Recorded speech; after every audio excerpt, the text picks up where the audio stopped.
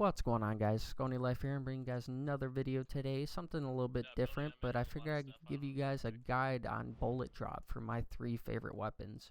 The 3 favorite weapons for me are the Magnum, the AK-47, and the AR.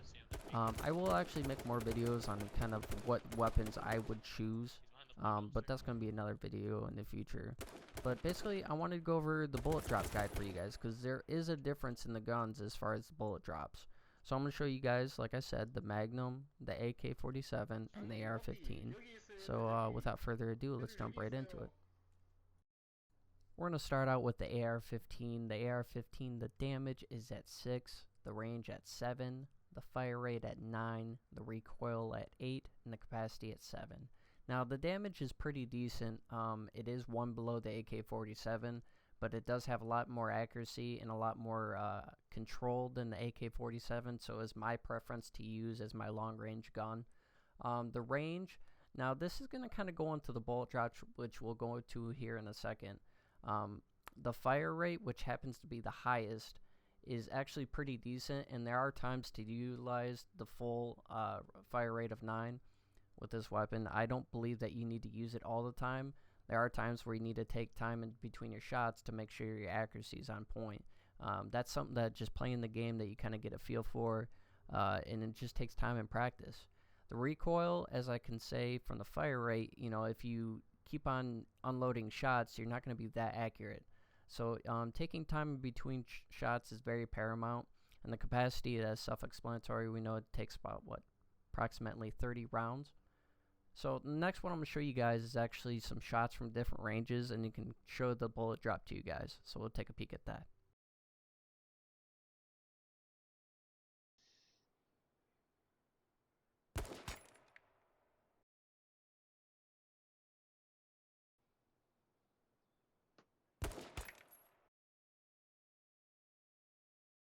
I have a helmet, so as long as you hit me in the head, you can try if you want. Shit.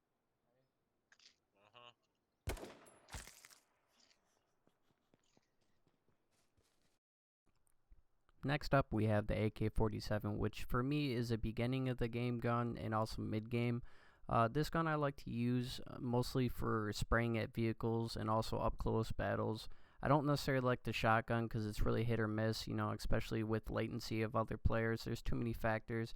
I feel like the AK-47, it gives you a better shot of actually winning up-close gun battles. But we'll go through the stats here. We got the damage at 7, which is actually one more than the AR-15. The range is at 7, which is equal with the AR-15. The fire rate, which is 8, which is 1 below the AR-15. So if you are in an up-close battle and you have a nice trigger finger, the AR-15 could win that battle, depending on whether you get headshots or not, because the AR-15 it has 1 less damage, so that's something that you have to decipher for yourself. Either trust your shot or get good with the AK-47. The recoil on this is actually 7, which is 1 below the AR. I personally think that the AR is better just because you are able to control the shot a lot easier, but also, you know, yet again, you come into practice at the same time. Then we get into capacity, which is the same. They both have 30 rounds. Personally, I like this gun for up-close battles, but I don't like it for long range. But, you know, if you get practice with this gun, you might be able to get good enough to where this could take place of the AR and, you know, no longer need the AR. But I'm going to show you guys 4 shots from 4 different ranges and also a recoil pattern. So let's get to it. Ow.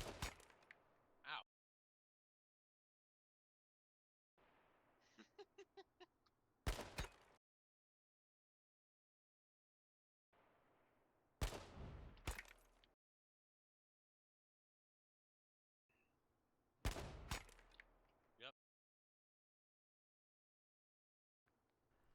Now we're taking a look at the recoil pattern, and you can see that it pulls left and up. I'm not moving the mouse right here just to see how it has a default recoil pattern. Now this can be hard to control the recoil if you're just trying to go fully auto. Wasn't me.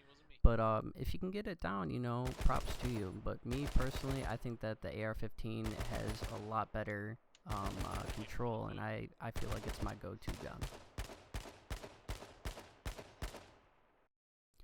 Next up, we have the 44 Magnum. This is one of my personal favorites. I usually like to grab this gun throughout the whole game, mostly because of the damage it does to vehicles, and I believe that mostly in duos and fives that this is one of my favorites to carry, mostly for the fact that you can take away people's advantages that may have a vehicle and you don't, and you can kind of even the playing ground, because when the enemy has a vehicle, they can really get better map position on you and put you at a big disadvantage. I'm not going to go through all the stats here. We all know how slow it fires, but mostly on the range. The range is actually one more than the AR and the AK-47, and what this means is at a range, at a much longer range that you're firing at an enemy, the bullet drop is significantly less. And I'm about to show that to you guys in the 4 shots I took. I did the same distance as I did before with the AR and the AK-47.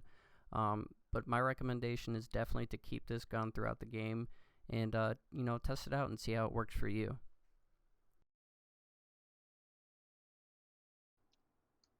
Go